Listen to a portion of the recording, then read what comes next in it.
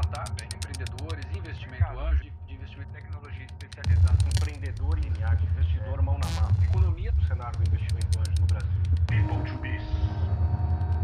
Olá, bem-vindo, bem-vinda a mais um People to Biz, Pessoas e Negócios. Você pode acompanhar as nossas entrevistas pelo meu perfil no LinkedIn, Luiz Cláudio Alan, e pelos nossos canais no YouTube e Spotify. O nosso convidado de hoje é Fábio Alperovitch, cofundador da Fama Investimentos. O Fábio tem ESG na veia. Seu olhar para as questões sociais e ambientais está no seu DNA, vem de berço. Ele comentou com a gente: meu pai é um cara ultra rigoroso na questão ética e minha mãe tem uma visão bem empática do lado social.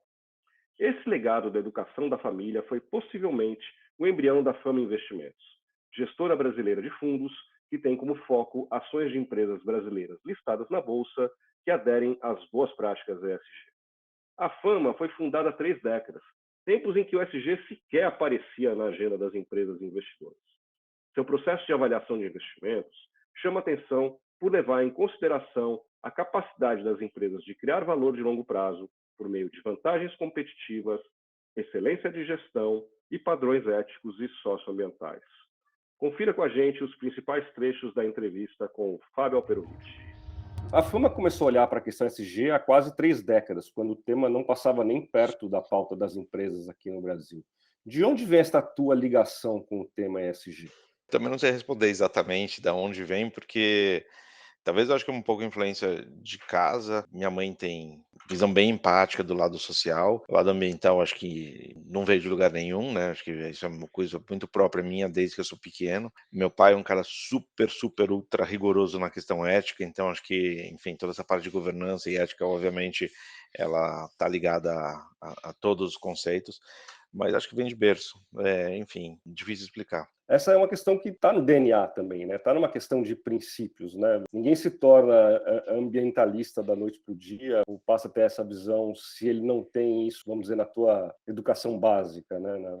Acredito e acredito bastante, porque para as pessoas que não têm isso de uma maneira natural, podem acabar, enfim, adotando boas práticas, etcétera, acaba sendo muito difícil, acaba sendo antinatural. Quando a gente pega, por exemplo, a geração Z, que predominantemente, tem esses valores muito fortes, né, então se importa com racismo, homofobia, crueldade animal e etcétera, ela não precisa de uma cartilha ou de orientações para seguir, é tudo muito natural, é meio visceral, vem assim, dói o fígado quando vê algum tipo de violação, transgressão, né. Então, do ponto de vista prático, não muda muito, né, quem está seguindo as boas práticas, está seguindo as boas práticas, mas aqueles que têm isso de forma, enfim, estrutural, sequer precisa de uma cartilha, né, eles acabam reagindo e se adotando boas práticas, porque é o certo a fazer. Olhando então um pouco para o futuro, com essa visão da geração Z, você consegue ser mais otimista olhando para o futuro daqui 5, 10, 15 anos, quando essa geração entrar no mercado de consumo, sentar em cadeiras, em posições do mercado financeiro? A gente pode ser mais otimista? Eu sou bastante otimista, no longo prazo, justamente por causa dessas questões. Acho que os consumidores, conscientes, eles hoje não são muito representativos do percentual de consumo, assim como legisladores conscientes, assim como investidores conscientes. Isso é tudo algo que, enfim, ele nasce com essa nova geração e se solidifica talvez daqui a 10 anos, né, quando as pessoas estiverem em posições importantes na política pública, como investidores, tomadores de decisão, líderes e etc. O problema é como a gente chega lá. 10 anos é tempo demais para a gente, enfim, eventualmente estragar o planeta, a sociedade. Então, o que realmente me preocupa é esse curto, médio prazo. Mais recentemente, a gente passou a ter uma ampla cobertura da mídia aqui no Brasil para o tema ESG, e ele passou a integrar a agenda das organizações. Que análise você faz sobre o envolvimento das empresas brasileiras com os princípios ESG hoje? Quando você fala as empresas brasileiras, a gente está sugerindo uma generalização, né, como se todas as empresas andassem de mãos dadas e da mesma forma. Isso não acontece. Além disso, tem uma diferença muito grande entre as empresas, maiores, as empresas médias e pequenas, não nos princípios, mas nas práticas. Infelizmente, o ESG foi percebido no Brasil como algo mais elitista, como se fosse possível só para as empresas grandes, e a percepção errônea, né, é de que seguir por as práticas custa dinheiro. Então, as empresas médias e pequenas acabam num imobilismo, falando: "Bom, o dia que eu for grande, eu faço alguma coisa". Então, quando você fala das empresas, basicamente está falando da elite empresarial, da elite no sentido, de tamanho. Infelizmente, entre as médias e pequenas, essa prática não é tão disseminada e deveria ser, porque sustentabilidade não necessariamente é custosa. E aí, entre as empresas, vamos dizer, maiores, eu vejo uma melhoria de discurso, mas não necessariamente uma melhoria de prática. Então, hoje você se mostrar como, sustentável ou preocupado com essas agendas, é bom para sua imagem corporativa. Então existe um esforço muito grande das empresas em tentarem colar suas imagens, corporativas em sustentabilidade. Agora, da porta para dentro, não necessariamente, as questões fundamentais têm sido atacadas. Eu diria que a grande maioria das empresas, não fez ainda a sua lição de casa. Algumas estão no caminho, outras estão muito ainda distantes disso e poucas já, são realmente bastante competentes nessa agenda. Certamente trouxeram o ESG para a pauta, porque o mercado de capitais passou para o comportamento das organizações.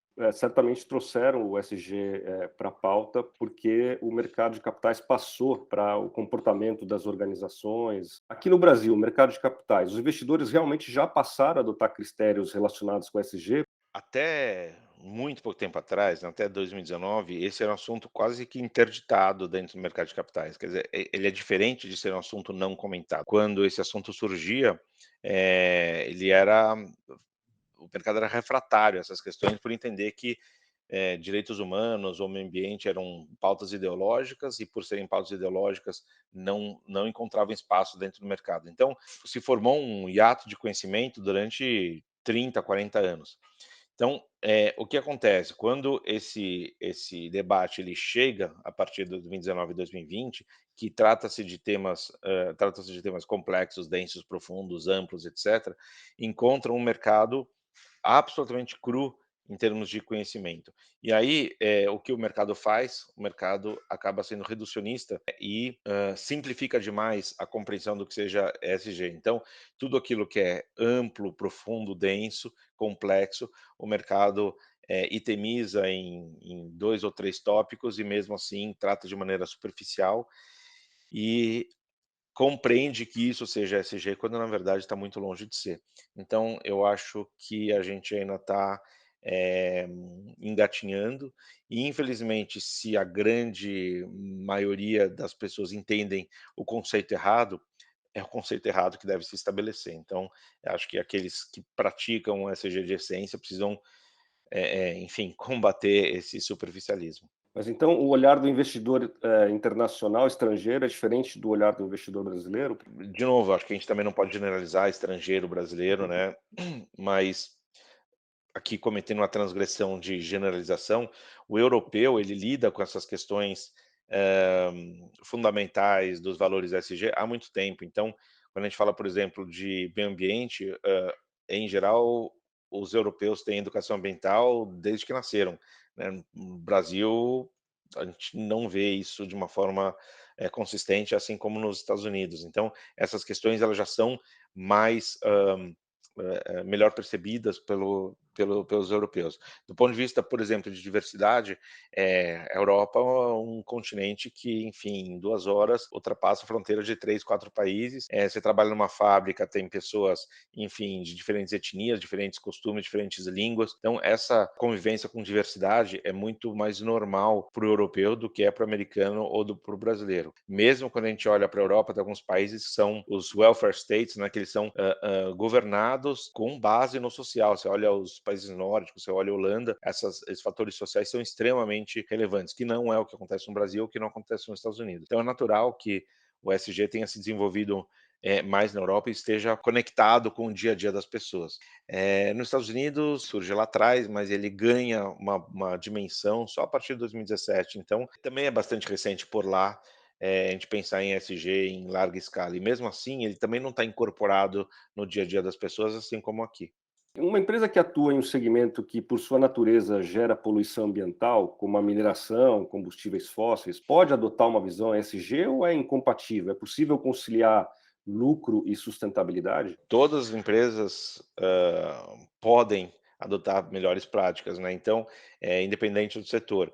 Isso significa que é possível ter uma mineradora responsável, é possível ter um frigorífico responsável, assim sucessivamente. Agora, quando a gente coloca o chapéu de investidor, algumas empresas não vão conseguir eliminar suas externalidades. Então, como investidor, eu vou preferir não ter alguns setores no meu portfólio de investimentos, ainda que sejam empresas responsáveis, porque elas podem minimizar as externalidades, mas elas não podem eliminar as externalidades. Então, a gente imaginar que a gente vai viver um mundo sem minério ou mesmo sem petróleo, não vai acontecer, né? A gente pode diminuir muito o consumo de combustíveis fósseis, talvez não dê para eliminar completamente, dá para reduzir o consumo de minério, mas ele vai estar lá. Então, é possível e desejável que empresas de quaisquer setor adotem práticas mais responsáveis, mas não necessariamente elas conseguem, eliminar as externalidades que elas causam. Recentemente eu li artigos seus e entrevistas que você concedeu para a imprensa em que você trouxe dois termos, justiça climática e litigância climática. Nos explique o que esses termos, esses conceitos significam. Quando a gente falava sobre mudança climática, era, na minha percepção, um debate muito científico, no sentido de quais são as causas, quais são as consequências, quem são os responsáveis, etc. Quando a gente fala de justiça climática, a gente está conectando o lado humano, o lado social, nesse debate todo. Por exemplo, os efeitos da mudança climática, eles não são percebidos por todas as populações da mesma forma. Então, se, por exemplo, a mudança climática afeta a produção de alimentos e os alimentos, portanto, ficam mais caros, as pessoas que têm alto poder aquisitivo, vão continuar comendo. As pessoas que têm baixo poder aquisitivo vão passar fome, né. Então, nitidamente, você tem um impacto muito maior para aqueles que são mais vulneráveis. Se a gente tem, por exemplo, uma mudança no nível do mar e algumas cidades passam a ser inviáveis, porque elas passam a, enfim, serem inundadas, aqueles que têm recursos conseguem facilmente se deslocar, aqueles que não têm, não conseguem. E se a gente olha o contraponto, aqueles que causam as mudanças climáticas, geralmente, são aqueles que não sentem seus efeitos, né. Então, as nações mais ricas são em geral, as mais maiores causadoras, as nações mais industrializadas, as que mais, consomem combustíveis, fósseis, etcétera. E as pessoas mais ricas que, enfim, pelo consumo, acabam, ge gerando mais emissão de gás de efeito estufa. E quem mais sofre são as nações mais pobres e as pessoas mais pobres. E dentro disso tem uma questão também que a gente tem que olhar da questão social. Então, por exemplo, as populações negras são as mais vulneráveis nesse sentido, né. Então, quando a gente fala de justiça climática, a gente precisa conectar esses 2 debates e entender que não basta a gente, atacar a redução da emissão de gás de efeito estufa, mas também a gente precisa ter um olhar mais empático para aqueles que são mais vulneráveis e sentem mais os efeitos da mudança e que justamente são aqueles que menos causaram esses problemas. E quando a gente fala de litigância climática, é justamente uma tendência que eu acho que vai ganhar muito corpo agora, de pessoas, organizações poderem pleitear na justiça reparação contra aqueles que causaram esses problemas. Então, uma empresa que foi irresponsável, na emissão de gases de efeito estufa, por exemplo, e que causou enfim, que contribuiu para a mudança climática, ela precisa ser responsabilizada, porque ela, enfim, nada fez para conter suas emissões, assim como um país que, não tratou de combater o desmatamento, e assim sucessivamente. Então acho que a gente vai, entrar numa onda em que pessoas ou organizações poderão acessar a justiça para pedir algum tipo de reparação, e acho que isso pode ser muito grande. Então, essa é a litigância climática.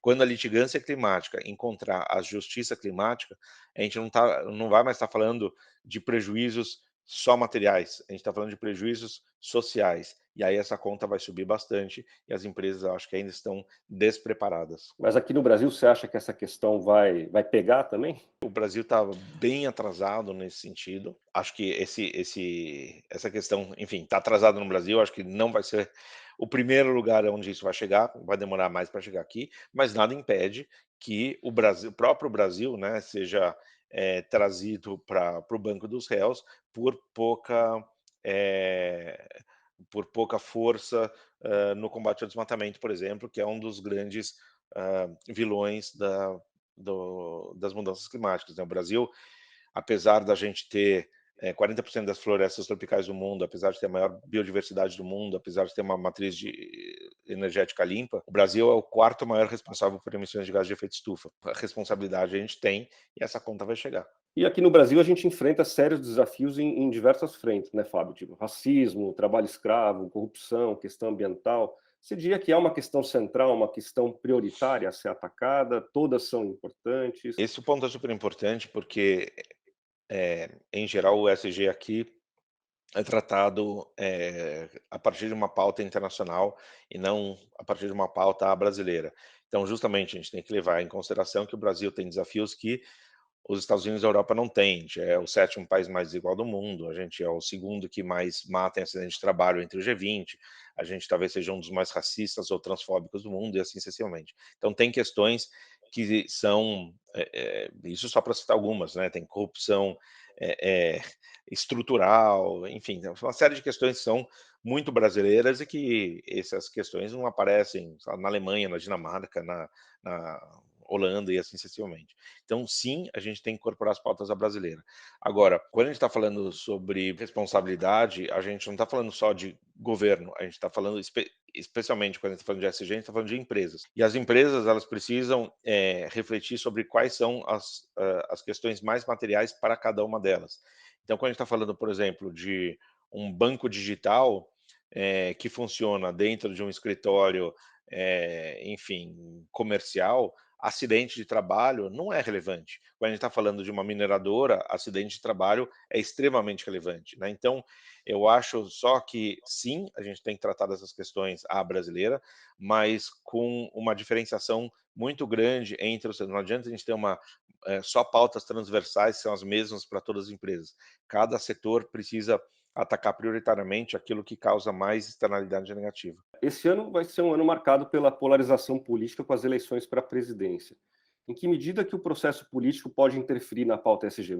Pode e deve, né. Eu acho, nitidamente o ESG é político, ele só não deveria ser partidário, né. Então, quando a gente está falando dos grandes, pilares que sustentam o ESG, basicamente a gente está falando sobre direitos humanos, meio ambiente e ética. E isso deveria ser pauta, política de enfim, independente do partido, independente da ideologia. Tratar do ser humano, tratar do nosso planeta e tratar de ética, deveria ser pauta prioritária de todos. Infelizmente, esse debate foi ideologizado e é percebido como tal. Então, nesse contexto de eleição, certamente essas pautas, e infelizmente, vão ficar a segundo plano, né? Então, acho que deveriam ser valores fundamentais defendidos por ah, independente da corrente de pensamento, isso deveriam ser valores inegociáveis e não será visto dessa forma ainda. Então, a gente tem uma maturidade muito baixa nesse debate. Perfeito. Bom, e para encerrar, que recado você deixaria para as organizações que ainda não se envolveram com a pauta ESG? Por onde que elas devem começar?